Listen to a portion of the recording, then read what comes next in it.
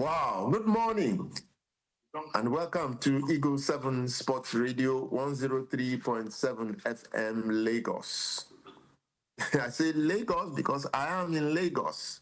And I just believe that somehow we are going to have challenge with technology this morning because where I am at, well, the Wi-Fi isn't so good, but we'll see how it goes. Realize it or not, it is a new world and there's a new world order. I went to a computer shop some time ago I think in 1993 in the United States of America.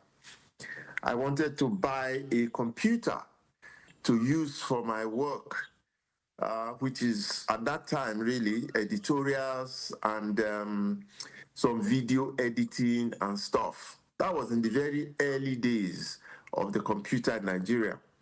I asked the shop owner, a white man, in this huge store in Boston, that I wanted to buy a computer. And then he asked me what I needed the computer for so that he could advise me on which one to buy. Well, I was a novice in the computer business, even beyond just spending 1 year studying computer science at the Polytechnic in Ibadan. I didn't really know anything about computers at the time. Anyway, I described what I wanted for the computer, the shopkeeper, and then he went in to bring me the computer he thought I would need.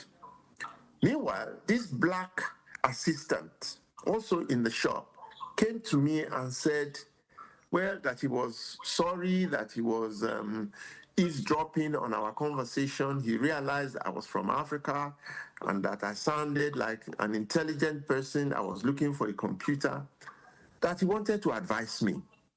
And the advice was that, look, whatever it is that you have done for yourself in education up to that point, please go back to school and acquire skills in computer.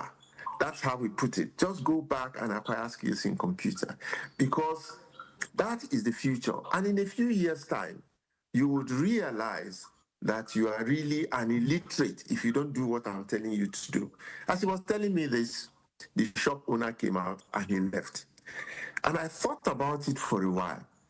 But lo and behold, 33 years later, here I am. And I tell you, I'm a complete illiterate. I'm a complete illiterate. The world is a different place. 1 year ago, I met Atai Albert that you'll be meeting again this morning.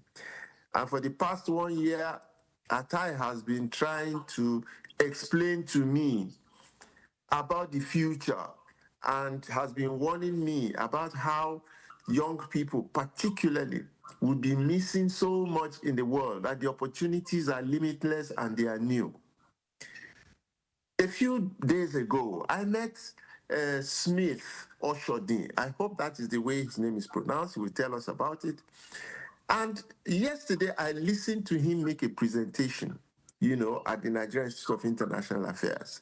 And I realized that, look, I really don't know anything. And there are tons of people like me all over the place, people like us who are buried in our analog mind, and we refuse to embrace new technology, digital technology, and all that slogans. But then I listened to their presentation, and I tell you that the future is here. Wherever you are, please just wake up, take a cup of coffee, sit back, and listen to these two gentlemen as they take us into that future. And then last year June, I met this lady and her husband, Florence Olatunjoye. They came to Abeokuta and they sold to me something that is futuristic in my mind at the time.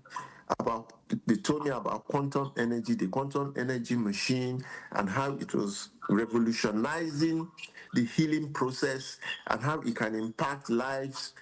And I decided to test, to find out for myself, use myself as a guinea pig. Let me see what this future with quantum energy would look like. And it's been a fascinating experience. And in people's knowledge and awareness.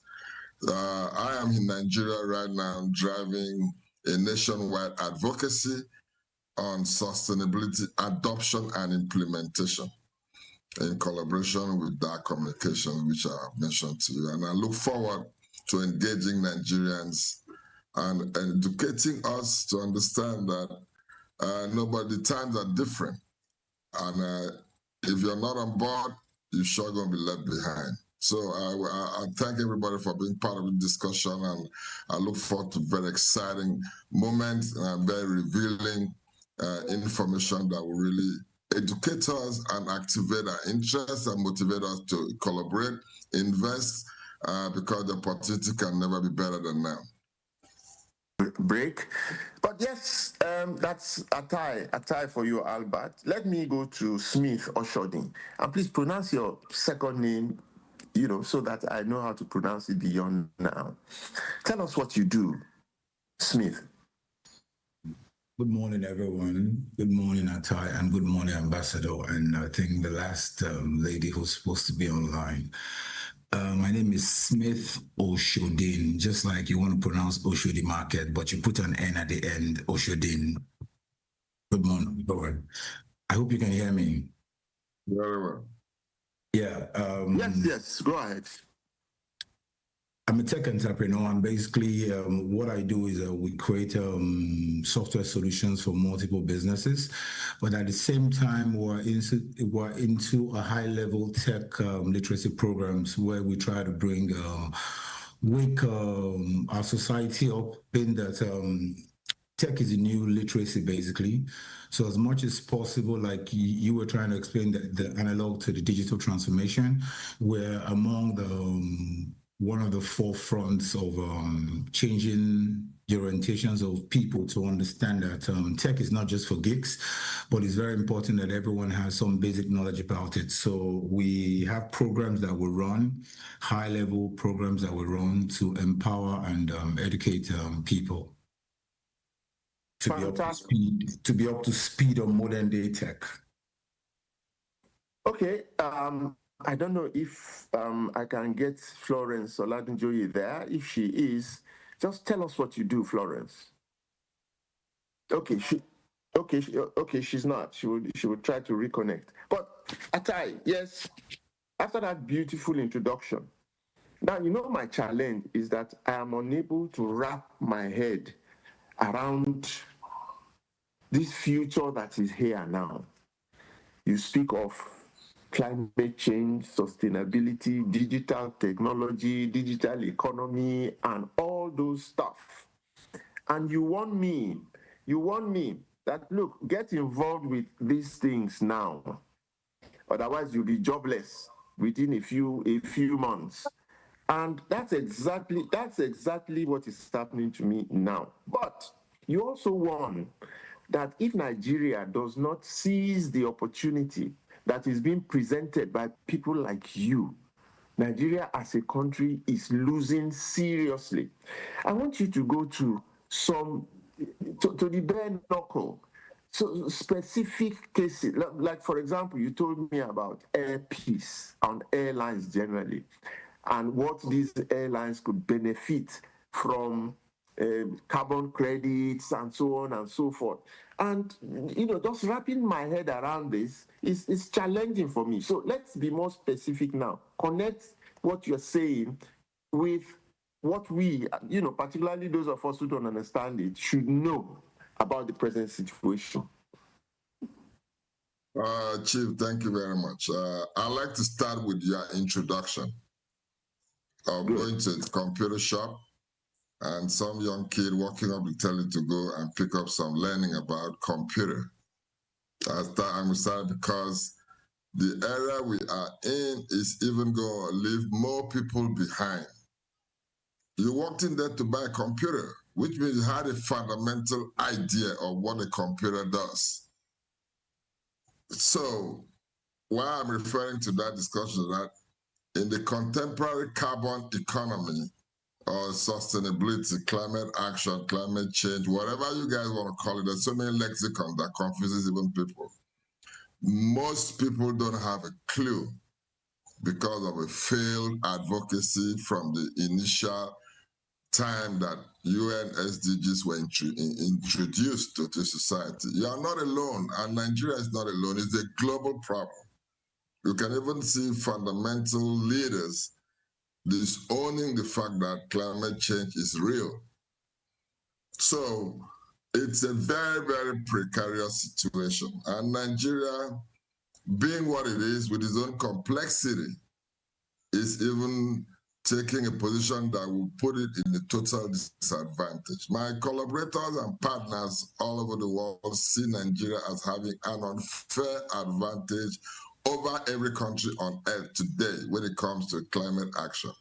An unfair advantage because we have the need to accommodate a large population. We have a need to drive job creation for these young people. We have a need to drive sustainability in terms of climate action that will transform our economy and all other sectors of our operation, because every problem of this country is tied to energy security. And it's only through the adoption and implementation of integrated energy solutions, driving hybrid and clean energy, while mitigating environmental issues, that could guarantee Nigeria energy security. Without that, we're still going to sit in a mono economy. I'm going to highlight 4 to 5 major projects that Nigeria has done. And this happens across every sector of this country that they are not taking advantage of. One is the bilateral agreement between Brazil and Nigeria and Trinidad and Tobago and Nigeria. That is already a UN proposed measure for the aviation industry. It was facilitated by Airpeace. So Airpeace, by doing the collaboration, now reduces the travel time from Nigeria, from Africa, because it's not a hub for the entire economy, from Africa to Europe or to America before getting to the Caribbean. Remember, that was a major slave route when there were no engines on boats, driven by drift, by ocean drift, from Africa, taking our brothers all the way to Brazil, from where they entered into the Americas.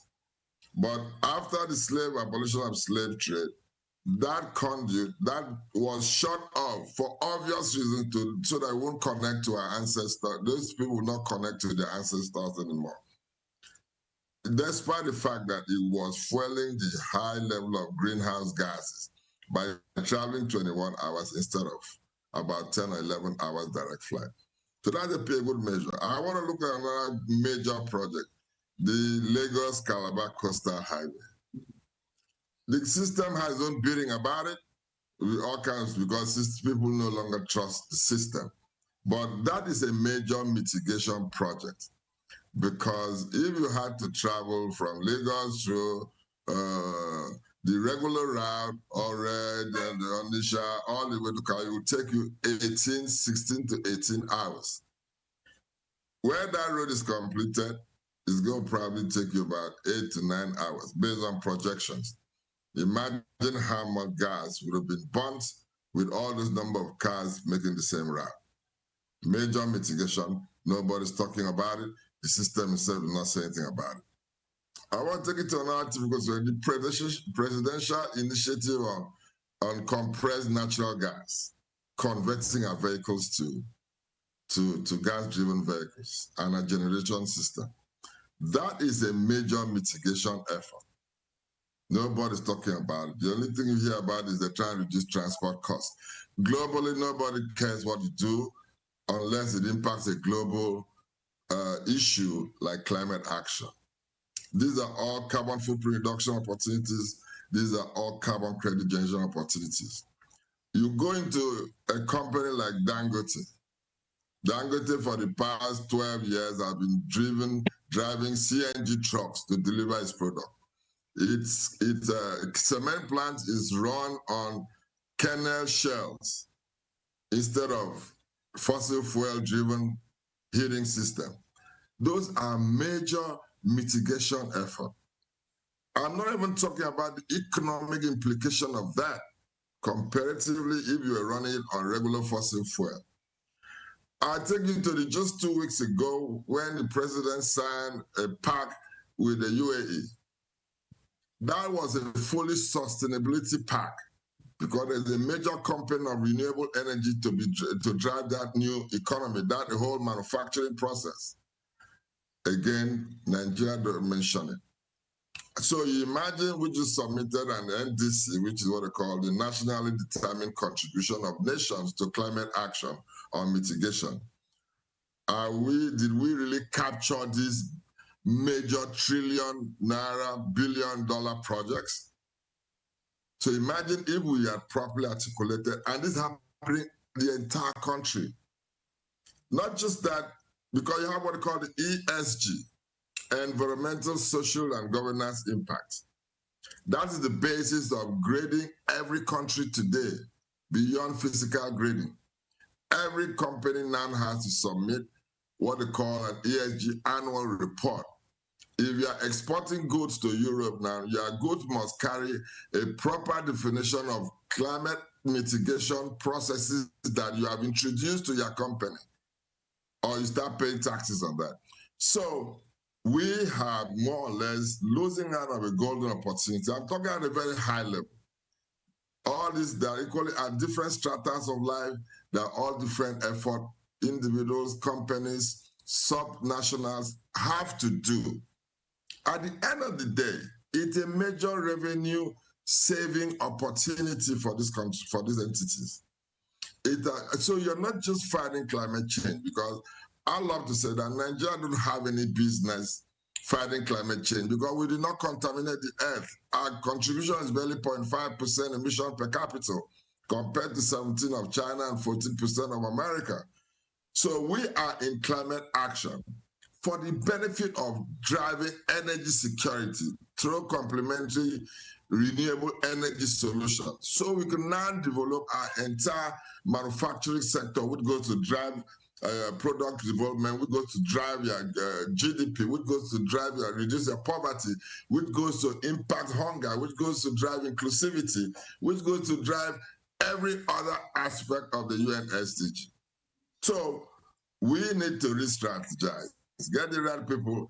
Ironically, the world offers every country opportunity to collaborate with goal number 17. SDG 17 says global partnership.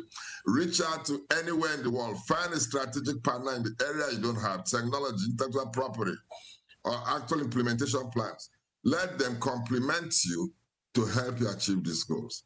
So there's a whole lot that we're leaving on the table. And we have to adjust that because we are in the last decade of the UN SDG implementation. 2030 is going to be the last 4 years as well. So the benefit of time is not even there. That's why at the last COP, it was projected that the likelihood of achieving these goals was barely 40%. So that's a serious issue to talk about. Thank you. Well, that was a masterclass presentation. You know, I've lost power here, but I'm sure you can hear my voice. See, look, Yes, all of these are convertible into the dollar that will come into our pockets as companies and as governments. Is that what you're saying? In accumulating carbon credits and all of those things, how would those things now transform into dollar and naira and kobo for private organizations and the government itself? But before we do that, let me just tell Mrs. Florence Olatunjoye that you should put on your video and unmute yourself so we can see you and we can know you are present. Okay, go on, Atai. Actually, you see, we are always very late at adopting technology, adopting policy, implementing policy. A lot we don't even implement. We just sign global policies, agreement here and there, and not do nothing. Because a lot of times we probably don't have the right people who have the bandwidth to learn what that policy is all about. I can tell you for free The discussion around carbon credit has been around for the past 15 years, if not more. A lot of companies have been making that money. Your carbon credit in Nigeria or most continent countries in Africa, whatever they do to reduce the carbon footprint is a credit. There is no country in Europe, Asia, or the America, these are big industrialized nations, that could generate carbon credit. So your ability to reduce carbon footprints, which could be estimated based on the tons of carbon you have removed from the atmosphere, is converted to what they call credit, that is voluntarily or involuntarily procured by high contaminant nations. So yes, in the aspect of carbon credit, if you are able to drive low carbon operation or clean energy carbon operation, all you need is to get the right partner who could sit down and put those numbers together and offer you as a credit that can approach a registry, a carbon registry, that has a mechanism to verify, validate, and offset. But today, it's good to highlight the carbon credit discussion is facing a serious quagmire, because that's one of the primary reasons why Trump refuses to acknowledge the fact that climate action is real, because they're only going to be the one to pay for the carbon credit. But when you look at them arguing that climate change is a hoax, because it was a voluntary obligation agreed by high contaminant nations to pay for the excesses of the low contaminant nations that they contribute. So yes, but on the flip side, it's way beyond carbon credit. Because I can tell you for free again, 90% of entities will not enjoy that credit, because it's almost running out of stock right now based on all the discrepancies happening lately within that sector. So we just passed the carbon credit framework. We just adopted the carbon credit framework 2 or 3 weeks ago when the president was in UAE. And we are not thinking of deploying a carbon registry. I don't want to be the devil's advocate. We better do that fast enough. Because the discussion today is no longer about carbon credit. We are just waking up to carbon credit discussion. The discussion today is about circular economy, multi-use, regenerative use of carbon through sequestration and all other potential approach to applying carbon, not a one-off sell-off of carbon credit, which is what everybody's chasing now. So it's a very complex situation, but that having been said, the real benefit of climate action is way beyond carbon credit. It's drive your energy situation, improve Nigeria's energy situation, support manufacturing because you can have affordable and available energy, and then drive the development of your creative sector, your manufacturing sector, your transport sector, and all that. That's where what we need to bother about, if we really understand the dynamics of this industry, of this current situation. Wow. Food, plenty of food for thought. Smith, you were about all of these things that Atai just told us about now, and you were speaking of another world, the digital technology world, digital economy, and all manner of things yesterday that just confused me even more. But of course, you started to clear the cobwebs in my head.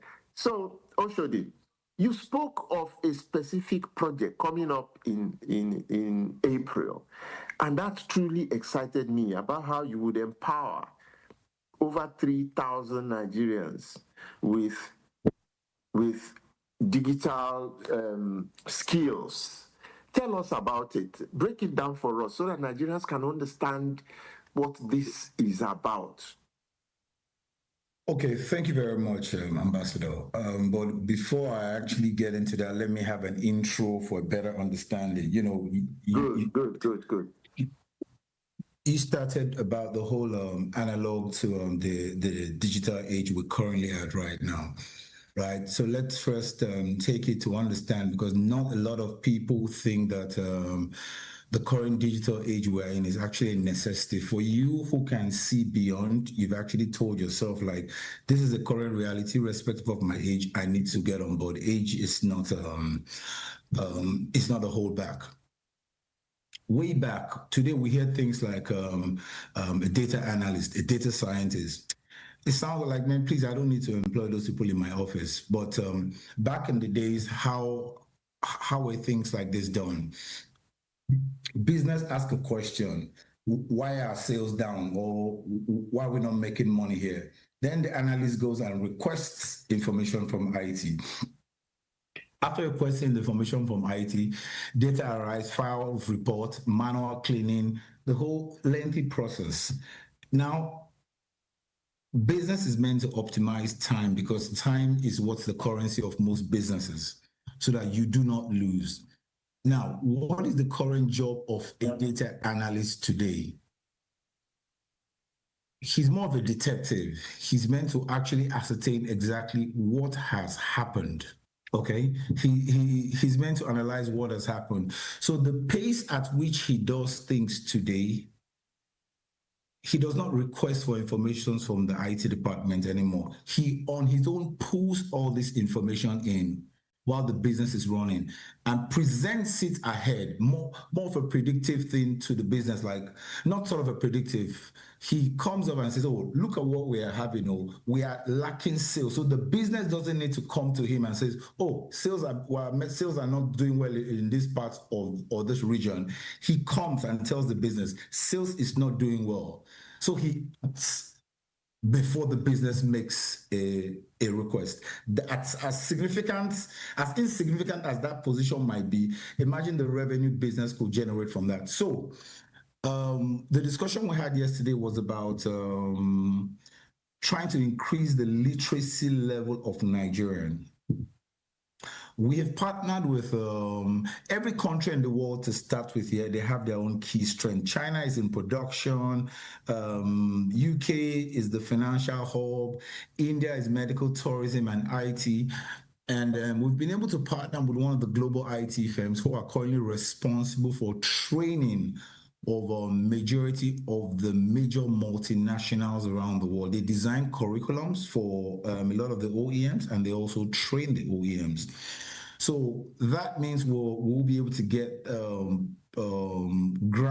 proper ground knowledge of these IT-related courses. But the other thing now is that how do we get these things passed down to Nigerians? Let's tell ourselves the truth. Not every Nigerian can afford a lot of the courses. Now, are there a lot of courses online here and there that people could go and grab from? Yes. But people still go into traditional campuses where they sit for years and they learn, interact with lecturers. After lecture, you go speak to your lecturer. That way, he's able to explain things more to you. If we all had to listen to a radio or a video program growing up as a form of literacy, we would have a lot of challenges, and we would have a lot of people who will not be able to catch up because there's no one actually to talk to. So the program coming up, TechShift, is to create a lot of IT literacy knowledge across 6 domains. The 6 domains that we're looking at is AI, data analytics and data science, cybersecurity, cloud computing, blockchain. So these are a few of them.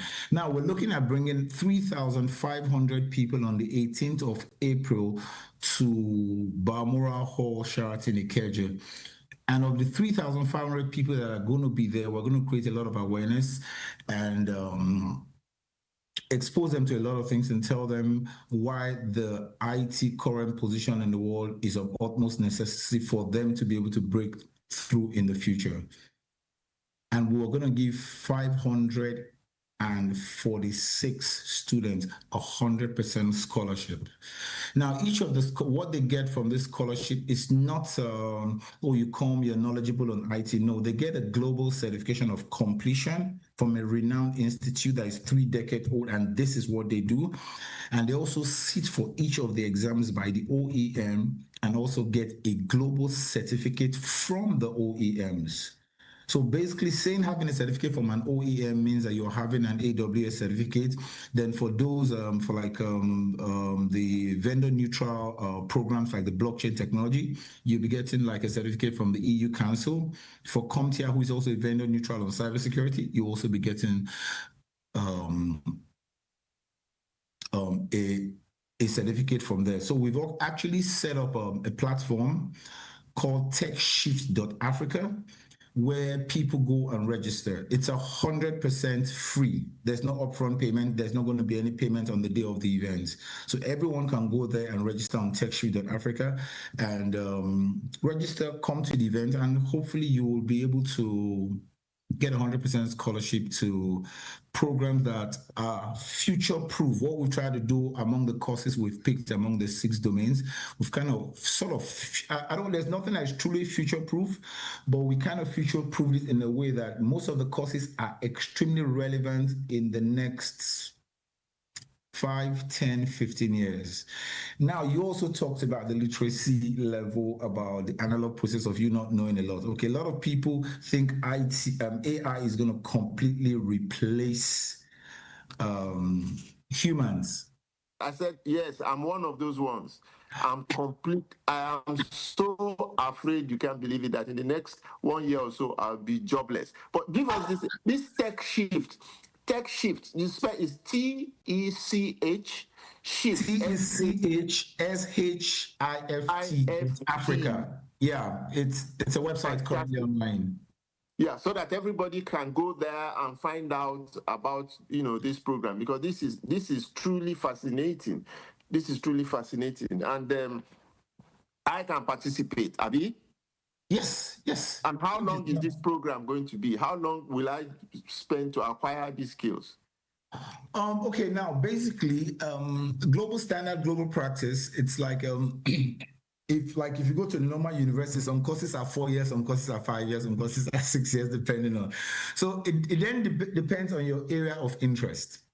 Your area of interest will determine the duration of your training. So some courses will go for 80 hours, some courses will go for 40 hours.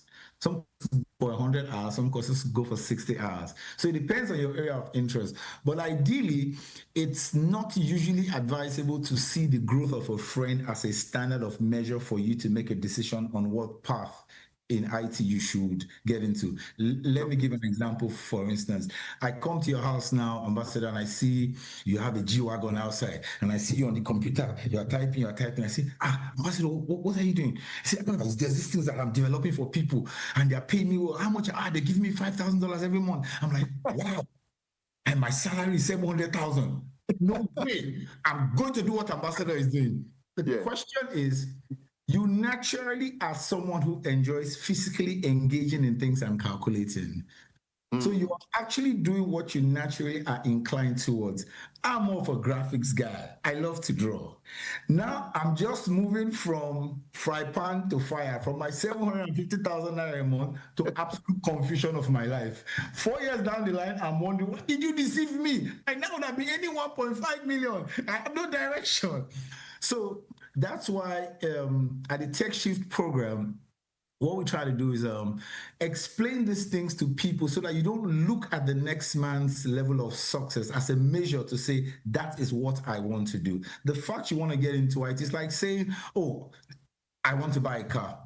How much is a car? Excuse me, what kind of question is that? To start with, Toyota has almost 10 different kind of models on that car. Honda has, Lexus has.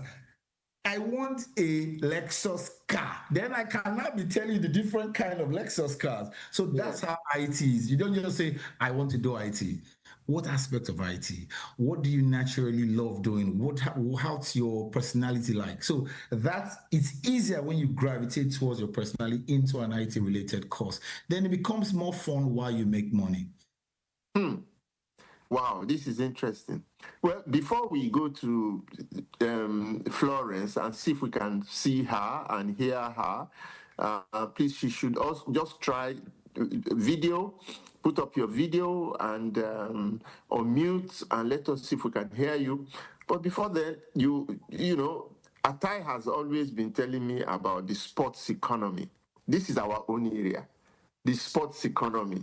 And the man will not let me rest about how we are not exploring and exploiting that area. So please, Atai, tell us about not just sports economy now, but about that whole body of soft power economy, including music and dance and so on and so forth. Atai. Yes, Chief, that is one of our core areas of strength. Where we say we have unfair advantage, we have what very few countries can step up to when it comes to our creative potential. You know, we have the largest movie making industry, the creative industry. We have the comedy industry, huge. We have the music industry, huge. We have even the DJ, the disc jockey industry. You see, only under a climate action effort that Nigeria could now take its entire potential within the creative industry global. You see, we have only tapped into our potential by very little margin. Why am I saying that? We don't own any global show promotion. We don't own any global streaming platform. We don't own any global comedy platform. We don't own any global fashion promotion platform. We don't own any of that. But we own all the intellectual property to drive it. Beautifully enough, under climate advocacy, the creative industry has been adopted by the United Nations to drive climate implementation, adoption, introduction of solutions and all that. And the faith, the fashion, the food are all part of the creative industry that are being adopted. We have some of the most unique food. The world craves for African food, especially Nigerian food. So within the context of advocacy of climate action, we can create a global show model. We can create a global music model. We could create a global Nollywood model that we could take all over the world and monetize as well. Right now, we are not making, our kids are not making a dime from any element of sports. Only if you have succeeded in going to football.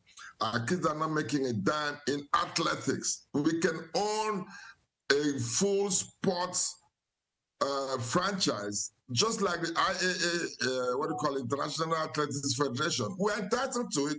Why? You know, the white folks, after Olympics, they started with what they call Winter Olympics. During Winter Olympics, they have to burn a lot of fossil fuel. The hotel has to burn fuel to heat it up. They have to burn fuel to heat the stations. Why wouldn't they come to Africa, during which time we have a perfect tropics? You don't need to burn any of those fuels, which add to the climate situation. Because it's the deliberate attempt not to allow any of those franchises to be in Africa so we can make the benefit of it. But under climate action, today, we can create a sporting franchise in this continent. When they want to go for Winter Olympics, we host one here. We say, where will the athletes go to if they had a choice? They'll come to the tropics. We can create one that prepares athletes before the Olympics, which is what we've had a lot of discussions about. That is the only way you can monetize and develop the lowest strata of sport from the high school to secondary school, preparing them for a life even before they get out of school. Under climate change, nobody can stop you from doing that. But try to do that without that kind of this cloak or this cover, you're going to find a lot of resistance from all over the world because they don't want you to have it. Meanwhile, we are the people that make the sports. The blockers, we are the jumpers, we are the players, everything. So that is where we could equally leverage to develop our entire creative industry. Don't forget, it's still tied to power because those creatives, you want to make a movie, you must have power to make a movie, to edit a movie. You want to make music, you must have power. You must have power to run the shows, otherwise the cost of running the shows are still going to go high. So under climate mitigation, you can solve the fundamental problem that has a spillover synergized effect across these other sectors, irrespective of sector. That's why climate change, SDG number 13, was the initial goal that everybody got to understand and hear about, because it was identified as a precursor that will drive the entire economy. Without that, we still in circles. That's what we need to look at, sir. This is Eagle 7 Sports Radio, believe it or not. I've been having my conversation with Atai Albert and Smith Oshodi. I've not been able to connect with Florence. She should put on her video and unmute so we can hear her and see her. If she can do that, she'll be able to join us after this short break. Let's go on this short break. Welcome back. Well, this is Eagle 7 Sports Radio, reaching you from our studios in Wasimi, in Abeokuta, but we can be heard and followed everywhere on earth. So that's the power of technology. I've been having my conversations with these two experts in this field that is, causing confusion for me in my head. But let me, Oshodi, one of my biggest fears is that, look, not understanding the technology driving the economy, as it were, for me, and I pick up my phone and I can do all my banking transactions and business transactions and do everything virtually on my phone.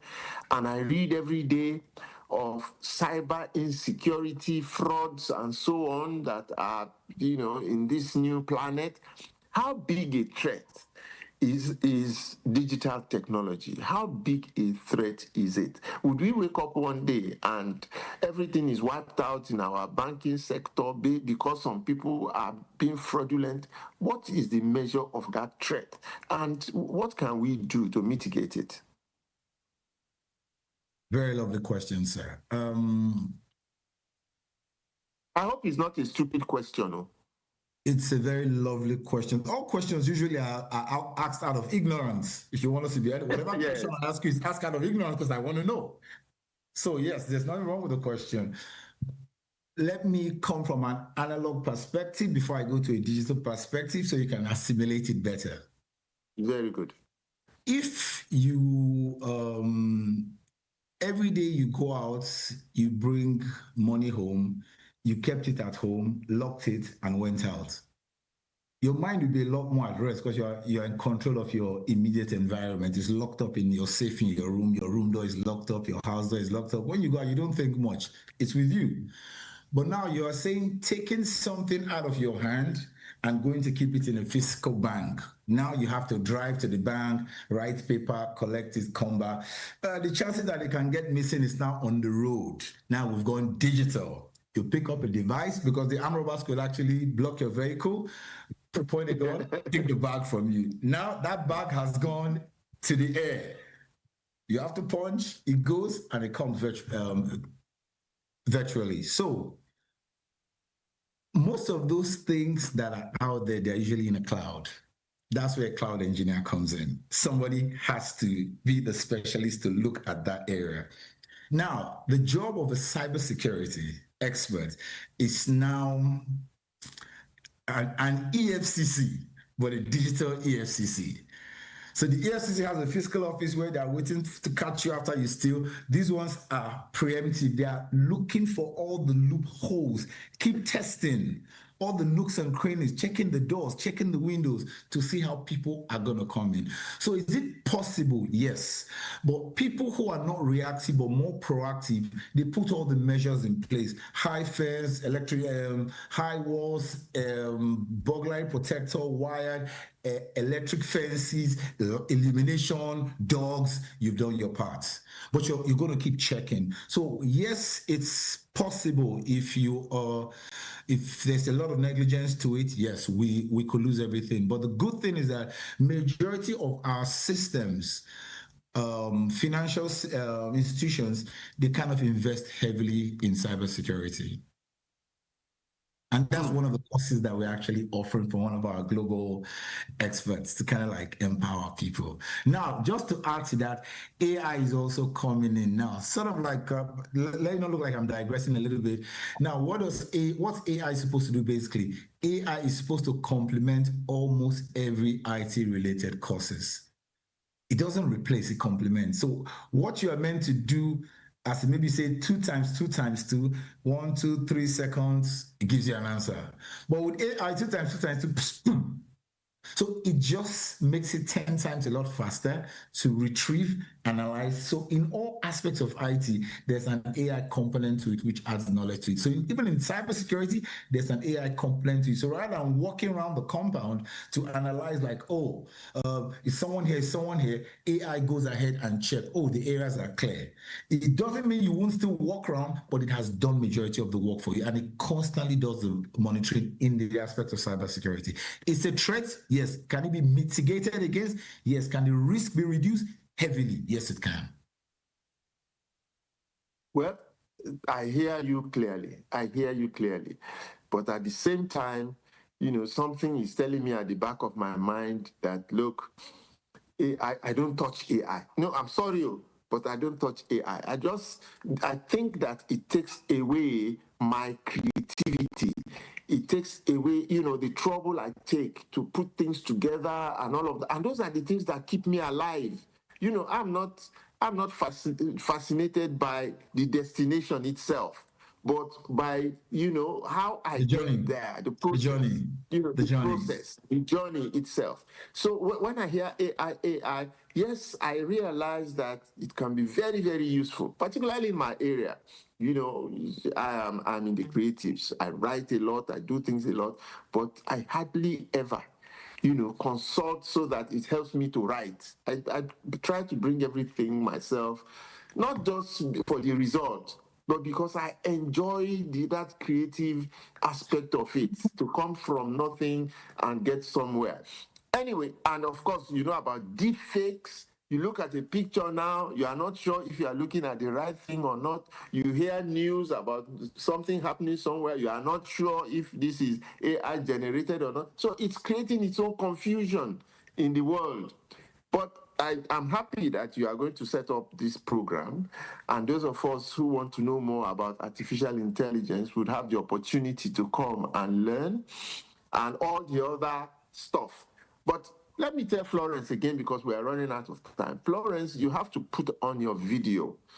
You see, you have to put on your video, or just switch off completely and come back on. Maybe when you reset, switch off completely and come back on. And maybe everything will be set. We can hear you, we can see you, and because you have great news for us this morning. So let's just go on this short break. When we come back, Atai will start to tell us about what we need to know. What does he want me to do? What does he want us to do? Let him break it down for us so that, by the time we leave this program today, I am quite sure in my head what role I'm going to play in that world that you people are creating for us this morning. So after the break.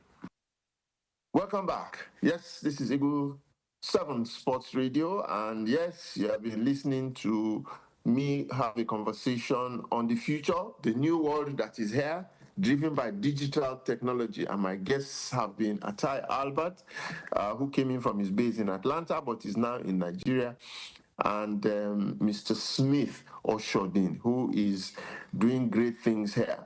So, well, we don't have too much time left, so I want us to be very, very specific now. So, Atai, what do you want? What do you want? From you? Talk to Nigerians. It's your voice. Talk to Nigerians. Talk to me. From you, Chief, because yes, I'm all here, sir. I've always believed that you have an unfinished job to do. You are still doing a whole lot, but there's still a lot more you're going to have to do, because that's why you're still here. So your face, your voice, what you're just doing now is all you probably need to do. You're ahead. For those that want to act and respond, they know that you have one of the most consistent viable voices and faces today with a whole lot of integrity and goodwill. So I want you to voice this discussion in every place, that we are in a very incredible, advantageous moment of a lifetime. For people in government, reach out and build strategic partnership with the right people that have what you don't have. From NCC to the head of parastatals agency, because everybody has a responsibility to do something. And like I said, it's not about us saving the earth, but it's more about us redeveloping. Ocean is just talking about embracing it and leveraging on it.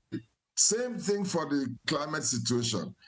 There's very little knowledge for people who don't understand it, but reach out, build coalitions, build clubs in schools, in high schools, primary schools, colleges.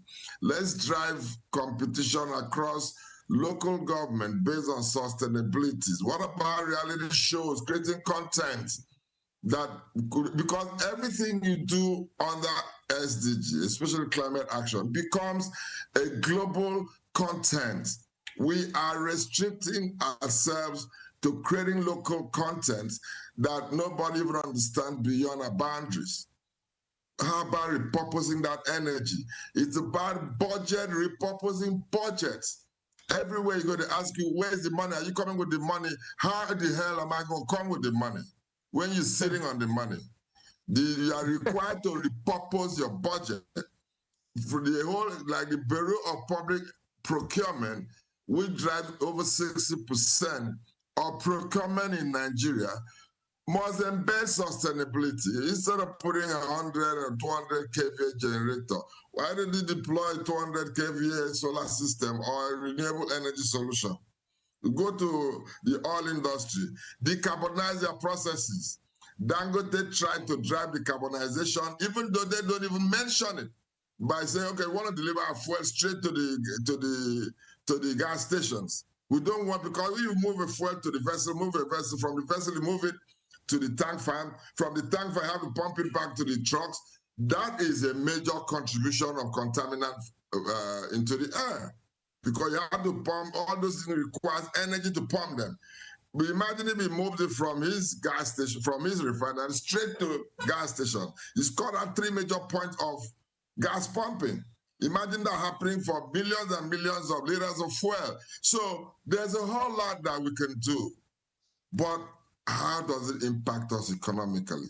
Where is the role of the subnationals? Today you have the LGAs as a pseudo autonomy. What are you going to do to prepare the workforce for tomorrow?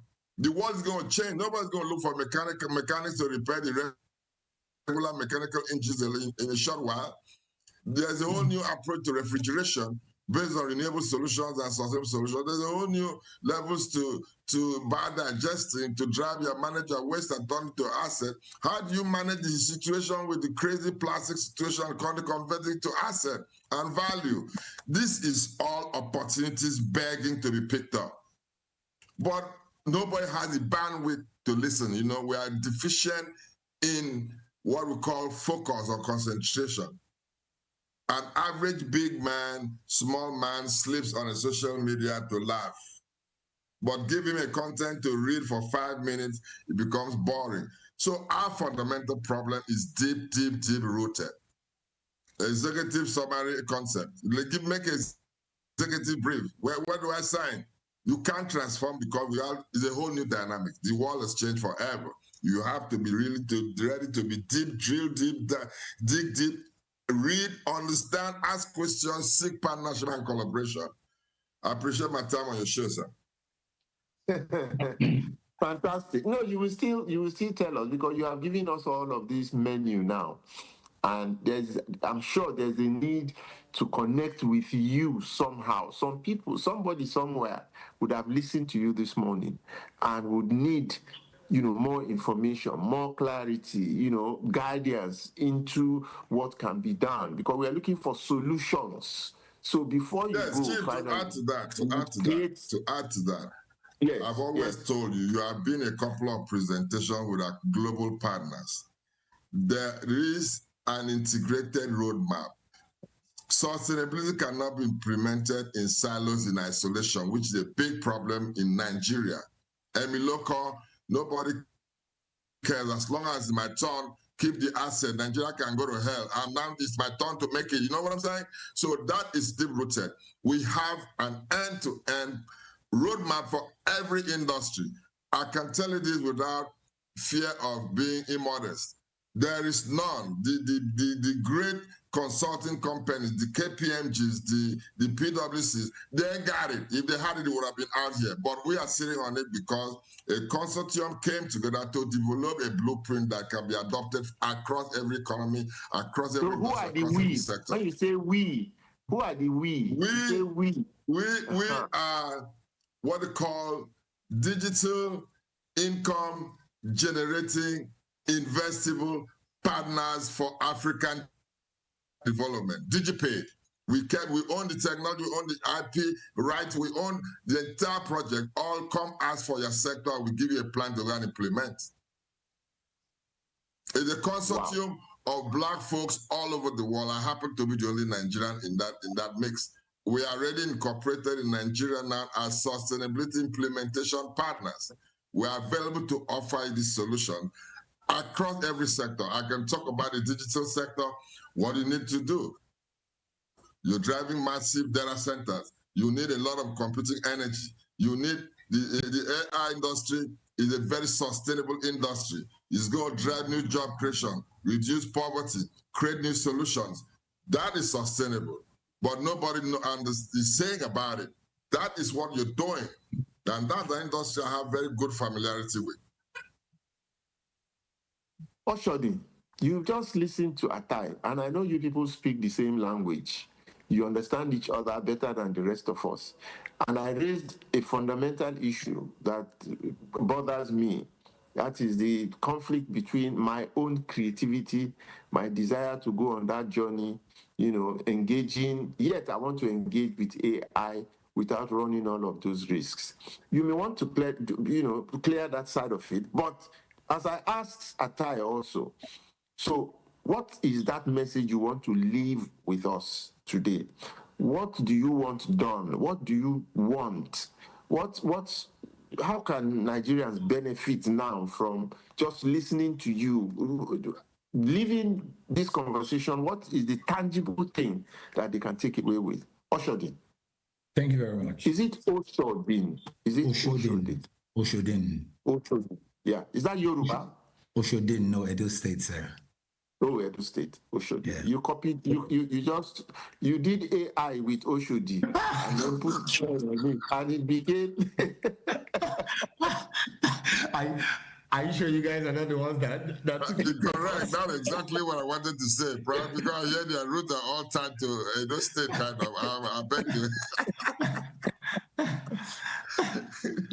Okay, let me answer your question, and I'll answer it this way. To start with, I'm a Nigerian and African, and a very proud one at that.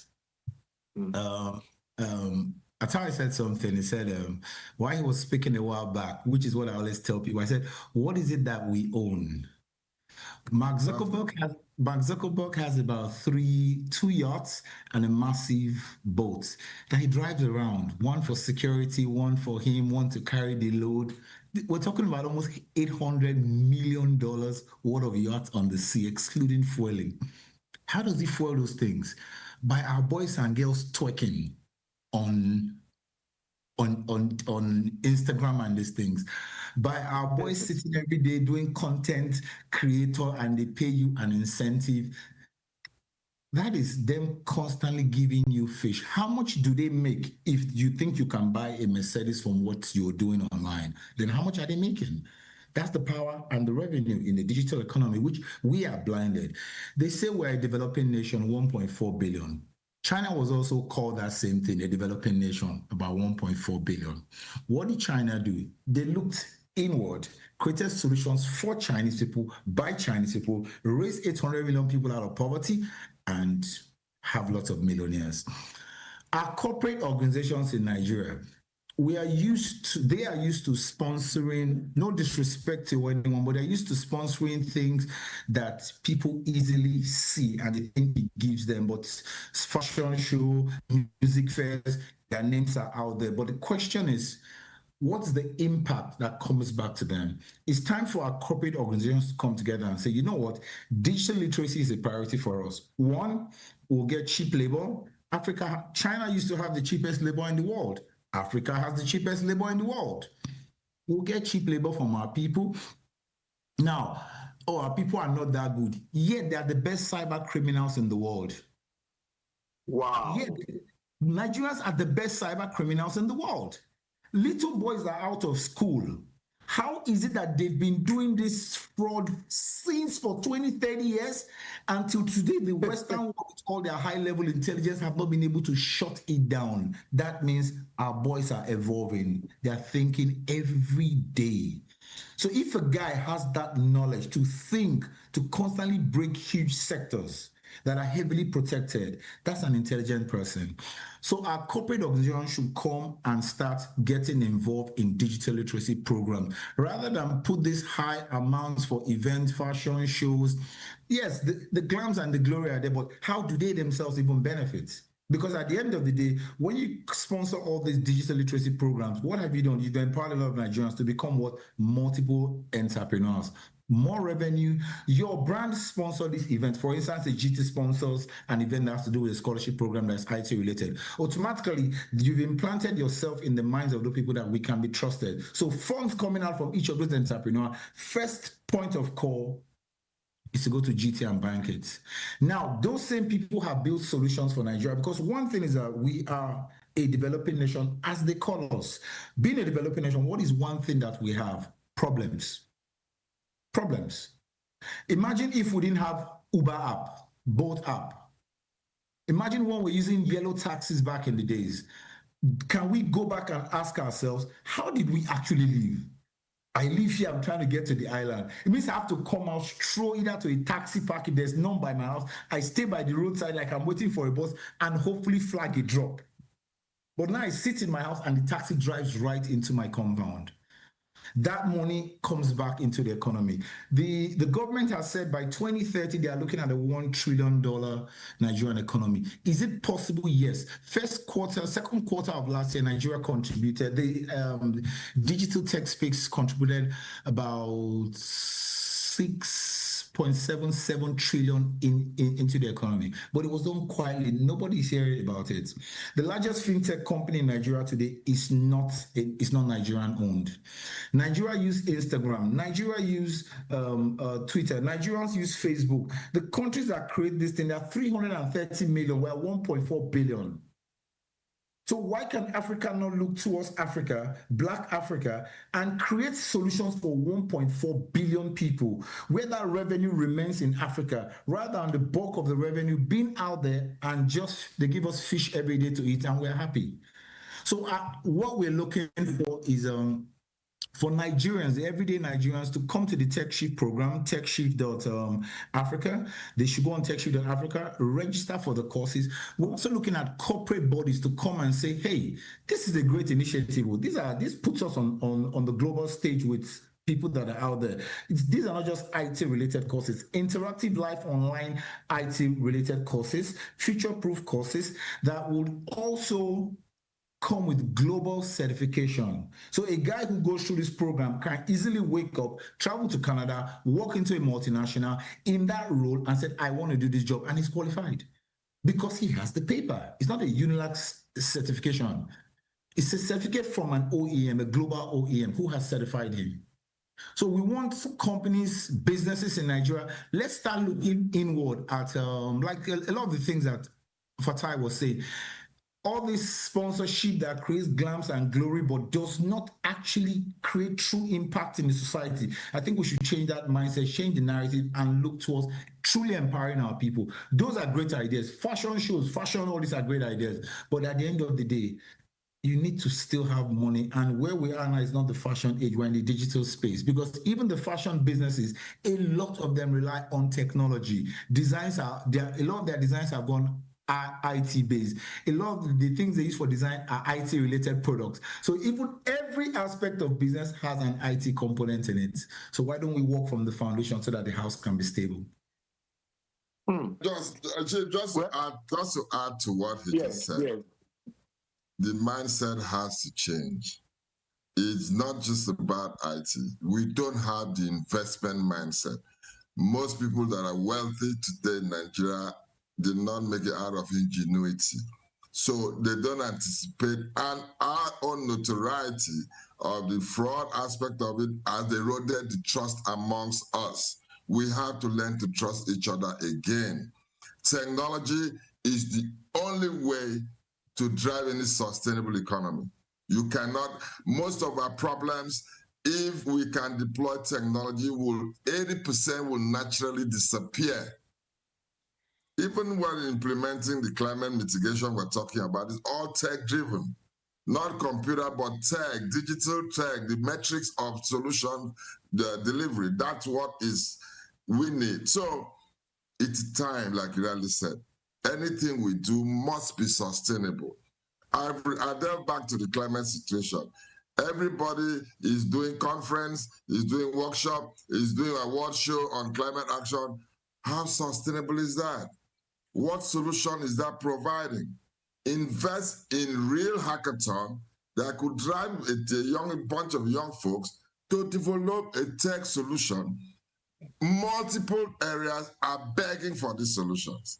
So, Chief, I really appeal that we need to keep this a little bit more sustainable as well. Let's be a little more frequent talking about this thing. Media is missing out, not because they want to, but because there are not enough resource people who can engage people effectively as we're talking today. But you have us. Let's make this a more frequent thing. We thrive on suspect. We thrive on controversy. That's why certain TV channels are now rated the best channel, but they add no value. They got no value to add because what they're talking about is politics, how one man is dropping from one party to the other. It has no value. And these are the people that are rated. So we have totally debased what we should consider as a fundamental media contribution to a system. A lot has gone wrong. A lot. Wow. Well, Ambassador, just 1 minute of your time, just to add to what go on. We went to, I'm not going to mention names, but we went to an individual who is a member of one of the boards of one of the Nigerian National Board of Technical Education, and we're told that we must register our institute with the Ministry of Education. Met with the Oshadin, just hold on a minute. I don't know. And they said, Oshadin, just hold on a minute. I don't know if the rest of the world heard you because I did not. Probably it's my Wi-Fi. But just take that again. What is hearing it too, sir? So just take that again because it just sounded, like good music to the ears. Just start again and take it again because we didn't hear what you said. Okay, is Atai there? Yes, we can hear you now. Yeah. Okay, so during the course of our presentation, we went to a certain gentleman who is a member of a board, National Board of Technical Education. Very wonderful man, very wonderful. He likes the vision, he wants to be part of it, and he said, what you're doing is it's right up there. So for us to be able to work with you, you must be registered under the National Board of Technical Education. And I tried to explain what we do, and he said, no, it's a requirement. So I left to Abuja almost immediately. This week, after we spoke, went to the Ministry of Education, went to one of the senior special assistants to the minister, and to proceed with the registration. And while I got there, I explained to her, told her what we do, how we do it, dropped our papers and everything. And do you know what she said to me? We cannot certify you. You exceed the businesses, the centers we certify. We don't even understand where you are at. You're dealing with the OEMs and you are telling us to certify you. We can't. Go ahead and operate. That's what she said. I said, why are you not going to give us a waiver? She said, waiver on what? We are struggling to come up. You guys are already at the top dealing with OEMs and you're coming to us to certify you. What do we understand that the OEMs are doing that we're certifying? Please go ahead. Wow. free to go. That was it. And I flew back to Lagos and I called him and I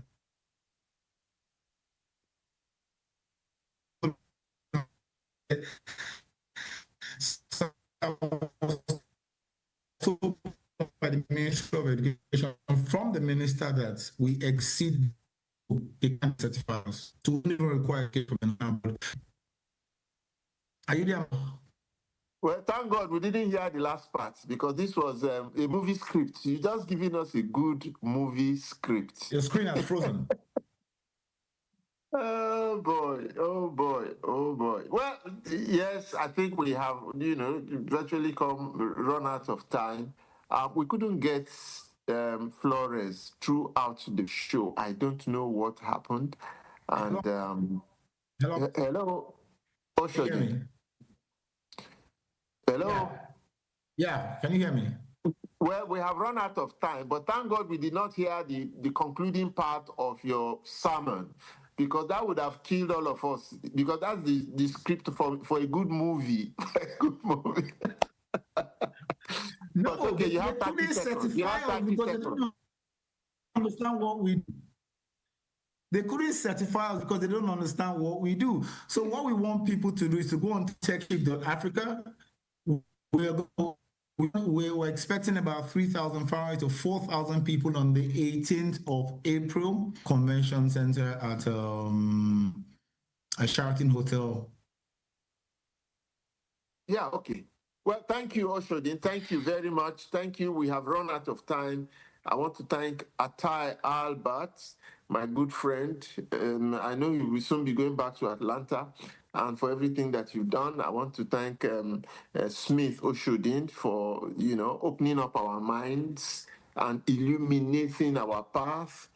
And thanking you for, making life so expensive for me. I didn't have time to tell you people my story about how much it cost me to transit from my analog production in 1993 to where I am now. I had the largest library of film footages on sports in Nigeria in my library, but it was in old technology.